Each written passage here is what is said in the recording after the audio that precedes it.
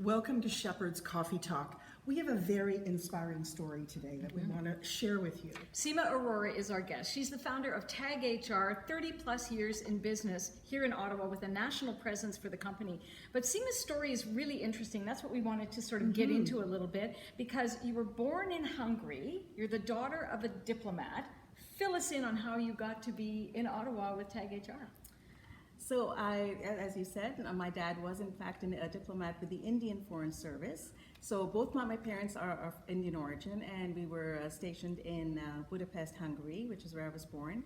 We went on to be posted in 9 different countries. So my entire childhood was traveling from country to country, new school. and new schools, new homes, sometimes a big mansion and other times a tiny apartment. So we never knew what to expect.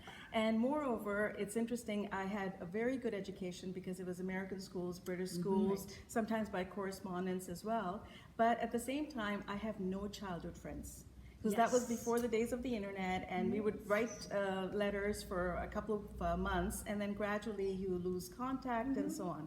So at that point, it was a lot of complaining about the fact that I always wanted to go into boarding school, and my parents said, absolutely not, you're staying with us.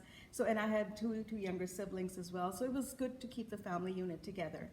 In hindsight, it was the best education, but and now I can kind of adapt to any place at all. So my dad was posted to Toronto to actually open up the new Consul General, and with that being in Toronto, I ended up completing my international business education at Seneca College, a terrific program.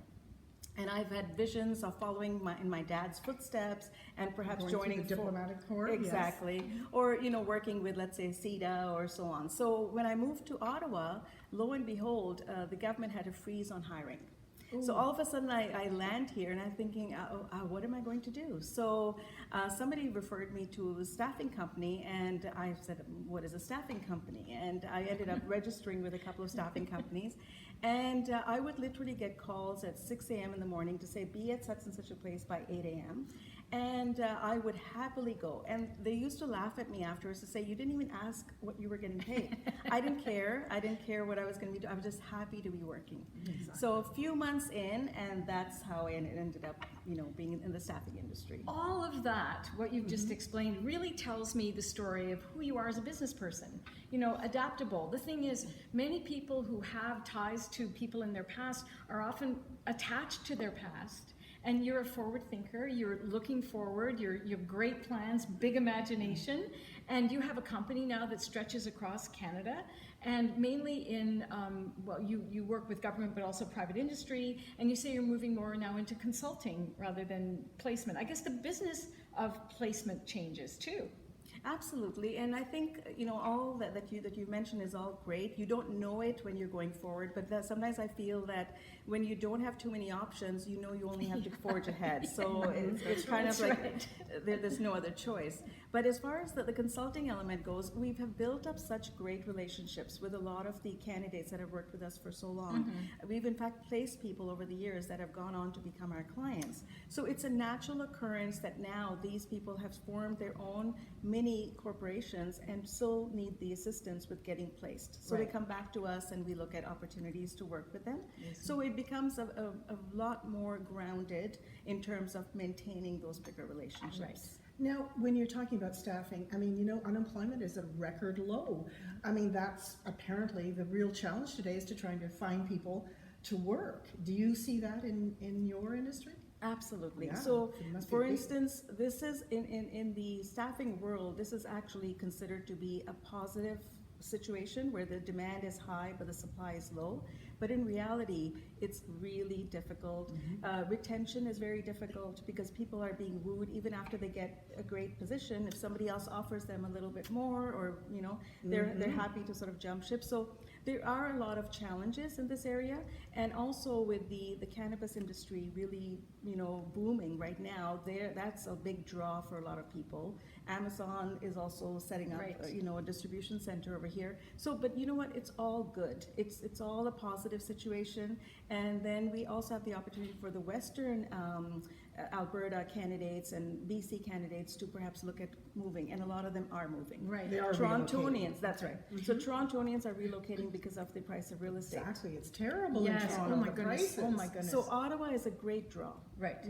But like you, Marlene, in your business, you have to pivot. You have to go with what's going on in the world, right? Yes. You're not dictating how people are going to shop. You're not dictating how people are going to work. We have to adapt to what the world is needing right now.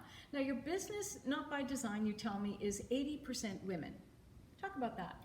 So it actually has been very organic. It was not meant for any kind of gender preference at all. It is actually an industry that suits women. I had 2 mat leaves while I was in the business. I've had many other people that have been in the company that have had mat leaves, and you come back and you still have your portfolio. So it suits a female world as well, but at the same time, it's always been about hiring the best people. And we have a couple of very brave gentlemen that are very, very good, that are immeasurably successful as well. And so it's a good draw, and it could be different down the road. Can we talk about, I mean, I'm sure there's quite an age range in the people that you're working with. Talk about the difference between the more senior people and the newer generation coming in and their work ethic and all the things, because we hear so much about millennials. There's a lot of stereotyping that I think is really a problem today. We need to bust all those myths. Can you talk about that? Absolutely. The average age in our company is 33. So you can rest assured it's a really good mix of younger people and more mature individuals and so on. And the most important element I find is people are people. I think to judge them as millennials or matures or seniors, I mean, I think it's kind of irrelevant. And I recommend everybody should have a millennial mentor. I like that idea. So that's great. They And have why? the reason is because I think that they can bridge the gap between, and it's also a matter of sometimes people make those stereotype comments because of fear. Yes. What do they know that we don't? Absolutely. Why do they appear like they don't care? But they actually do care. But the technology helps them do things a lot faster. Yes. They pick up. They're not afraid of change. They can pick up technology and so on in a moment. So there are a great number of advantages, but more if you look at people as people, and a lot of mentoring as it works both ways. Yes. So, and I find once you listen to what people have to say and ask for their point of view, they reciprocate by listening to you. So it's just a matter of, I think it's just a mutual respect.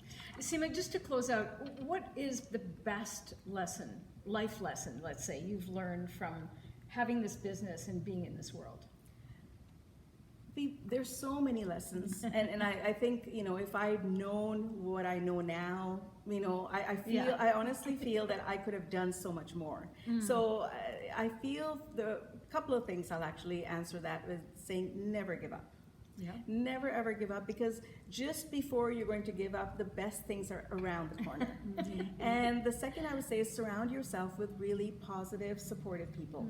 And I mean even socially. And I've cleaned out my social closet as well, Oh, I like that. because I like it's that. important to have people that are celebrating you and celebrating your success, because sometimes you tend to outgrow situations as well. And lastly, what I would say is to say yes rather than no. Oh, good. I only regret where I've said no. I don't regret anything that I tried that I said yes to, and I wish I'd said yes more often. Well, glad we said yes to you today. Thank you for joining us. Thank you It very was very much. inspiring. Thank you. Thank you.